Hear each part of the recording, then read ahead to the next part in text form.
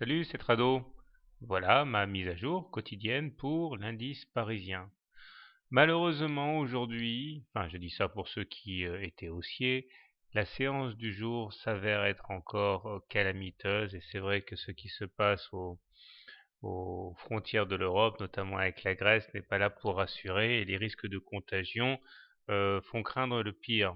Et nous avons effectivement une nouvelle séance. Alors il y a du positif, un peu, et du négatif, beaucoup.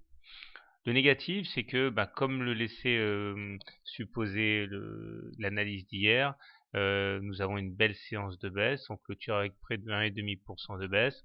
Le trade de la Bollinger inférieure s'est révélé payant pour ceux qui ont choisi cette option. Nous avons touché le support à 3634 qui était l'objectif de référence pour la baisse d'aujourd'hui et rien n'indique que ce soit la fin puisque nous sommes toujours confinés à l'intérieur d'un très étroit canal marron dont le ralliement de la partie basse, s'il devenait effectif, permettrait de toucher enfin, j'ai envie de dire, la médiane de la fourchette rouge ici qui est l'objectif naturel de la baisse à laquelle nous assistons depuis 2 semaines. Effectivement, nous sommes une fois de plus en dehors des Bollinger en clôture. Nous inscrivons donc ce qu'on appelle un T2, c'est une deuxième clôture en dessous des Bollinger.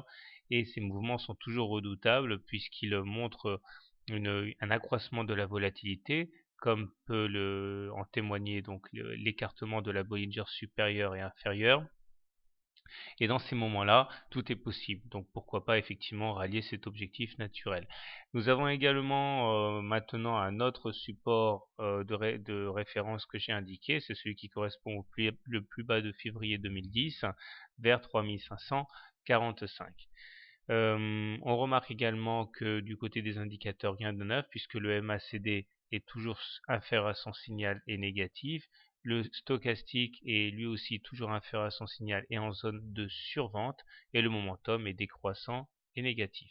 M7 et M20 décroissantes toutes deux impriment une dynamique baissière et joueront comme des résistances à la hausse. Nous avons toujours, alors j'ai mis la vidéo en ligne, toujours la menace d'un double top ici, qui indique dans un premier temps le potentiel ralliement des 3550 et après un objectif qui serait égal à l'amplitude du double top en fait, mais reporté en dessous. Mais on n'y est pas encore, ce n'est pas tradable pour l'instant. Alors, comment trader le CAC demain? Je pense que si vous voulez acheter le CAC, eh bien, vous pouvez essayer du moins d'acheter en espérant que le fait que nous ayons rebondi aujourd'hui et préservé en clôture, je dis bien en clôture, la résistance à 3634, eh bien, soit précurseur d'une hausse. Vous pouvez essayer d'acheter ce niveau-là en espérant un rebond pour aller chercher le haut du canal marron. Stop loss en cas de clôture en dessous des plus bas d'hier.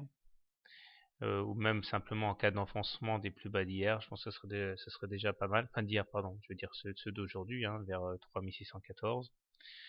Si vous voulez être plus prudent, eh bien vous attendrez qu'on touche plutôt la médiane avant d'acheter. Si maintenant vous préférez shorter l'indice parisien, eh bien je vous propose de faire ce qui a fonctionné aujourd'hui, à savoir shorter le contact avec la Bollinger inférieure et mettre un stop loss en cas de clôture à l'intérieur des Bollinger. Je rappelle pour ceux qui nous rejoignent, parce que j'ai remarqué qu'il y avait un afflux de nouveaux auditeurs, que le stop loss est fondamental. Si vous ne mettez pas de stop loss, c'est-à-dire d'ordre automatique de sortie de trade, vous allez vous retrouver à poil à un moment ou à un autre. Vous êtes déjà ruiné, vous ne le savez même pas. Le stop loss est indispensable. Alors plusieurs façons de mettre un stop loss. Soit le stop loss se met en cas de clôture au-dessus d'une résistance ou en dessous d'un support, soit vous le mettez de telle manière que vous ne puissiez pas perdre plus que 0,5% de votre capital ou 1% de votre capital. Mais en tout état de cause, ne dépassez pas une perte maximale autorisée de 1% pour du trading court terme parce que sinon vous allez subir une cure d'amaigrissement financière. Voilà. Bonne soirée, bon trade et merci infiniment pour votre confiance. Merci d'être si nombreux à venir m'écouter tous les soirs puisqu'en ce moment nous tournons entre 1400 et 2000 visiteurs par jour. Au revoir, à demain.